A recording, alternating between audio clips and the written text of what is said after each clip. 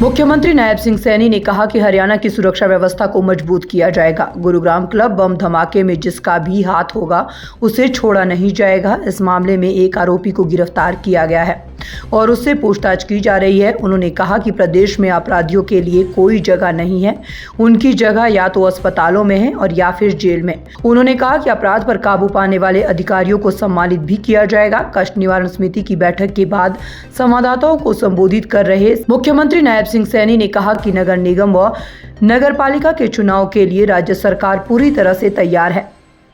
23 शिकायतों में से 19 शिकायतों का मौके पर समाधान हुआ है। 4 शिकायतें पेंडिंग रखी गई हैं और उनके कुछ कारण थे, उसको जांच के लिए हमने कहा है डीसी महोदय को कि आप उसकी जांच करके उसकी रिपोर्ट दें और अगली बार उसको देखेंगे। कई प्रकार की समस्याएं थी, जैसे आवासीय क्षेत्र में अवैध तरीके से कोई दूषित जल की बात है, पानी ठीक नहीं मिल रहा, सीवरेज की बात है, सीवरेज के साथ साथ एसटीपी की कोई विषय आए थे, उसको लेकर के विषय था और शहर के अंदर स्वच्छता को लेकर के भी कई बातें आई। हमने कहा है कि इसको स्वच्छता को गति से काम को करें। कुछ होर्डिंग्स को लेकर के भी बात आई और एडवर्टाइजमेंट को लेकर के, उसके लिए हमने कहा है कि अलग से पॉलिसी वो बने ताकि निगम का इनकम का साधन भी खड़ा हो और उस पैसे से हम गुरुग्राम के विकास को गति से बढ़ा सकें। उसको लेकर के भी हमने एक पॉलिसी बनाने की बात कही है कि अगर कोई होर्डिंग लग रहे हैं या कोई एड लग रही है तो उसके लिए कोई एक पॉलिसी मैटर होना चाहिए, उसको भी हमने कहा है। और बहुत सारे ऐसे और भी कई शिकायतें थी, उन शिकायतों को सुन करके उनका समाधान किया गया है। बाकी 4 शिकायतें जैसे मैंने कहा है कि वो शेष बची हैं, उन शिकायतों को भी जांच के लिए दिया है और जल्दी उनका समाधान हो जाए।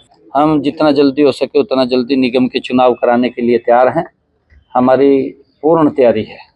तुरंत उसको गिरफ्तार भी किया है, उससे पूछताछ भी हुई है और इससे कोई लॉ एंड ऑर्डर को लेकर के समझौता नहीं है और हम कार्रवाई भी कर रहे हैं।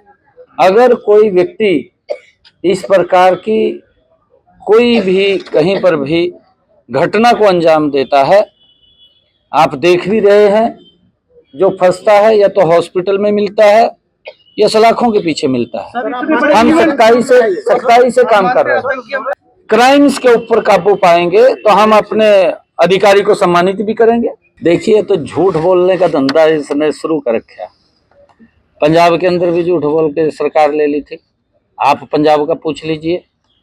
यहाँ पर भी इसने ये कहा था कि मैं यमुना को स्वच्छ करूंगा, उसने ये भी कहा था कि मैं इतना पानी फ्री दूंगा। ये तो 10 साल से कह रहा है। नहीं कह रहा हो तो बताओ मेरे को, आप कम से कम उसको पूछिएगा। तो जो पिछले वायदे करे थे वो भी पूरे कर दिए, अगले और नवे झूठे ठह लिए। कांग्रेस के लोग सदमे में हैं, अभी उबर नहीं रहे। ईवीएम को लेकर के आम आदमी भी सदमे में जाने वाली है, क्योंकि दोनों ही एक ही थाली के चट्टे बट्टे हैं। वो भी सदमे में जाने वाले हैं, क्योंकि जब ये चुनाव आएगा दिल्ली का और आम आदमी वहां से साफ हो जाएगी, क्योंकि इसने झूठ बोला है। झूठ बोल करके अपनी दुकानदारी चलाते रहे ये लोग और झूठ बोल करके भ्रष्टाचार करते रहे। लोगों को तो सुविधाएं नहीं देनी थी, भ्रष्टाचार करते रहे उल्टा, और उस भ्रष्टाचार के कारण तिहाड़ जेल में चले गए, मुख्यमंत्री उप मुख्यमंत्री तक चले गए, मंत्री तक चले गए। यही हालात पंजाब में है। पंजाब में भी कई मंत्री चले गए। अब आगे का निर्णय चुनाव आयोग को लेना है। सीएम ने आम आदमी पार्टी पर भी जमकर निशाना साधते हुए कहा कि ये पार्टी झूठों की पार्टी है, इनका काम लोगों को गुमराह करना है। दिल्ली वाले इस बार केजरीवाल सरकार को बाहर का रास्ता दिखाएंगे। सीएम ने मुख्य विपक्षी दल पर भी निशाना साधते हुए कहा कि कांग्रेस अभी हार के सदमे से उबर नहीं पाई है और यही कारण है कि वह बार बार ईवीएम पर सवाल उठा रही है। इससे पहले सीएम के सामने कष्ट निवारण समिति की बैठक में कुल 23 समस्याएं रखी गई, जिसमें से मौके पर 19 समस्याओं का निवारण कर दिया गया। वहीं बाकी समस्याओं के निवारण करने के लिए जिला उपायुक्त गुरुग्राम को आदेश जारी कर दिए हैं।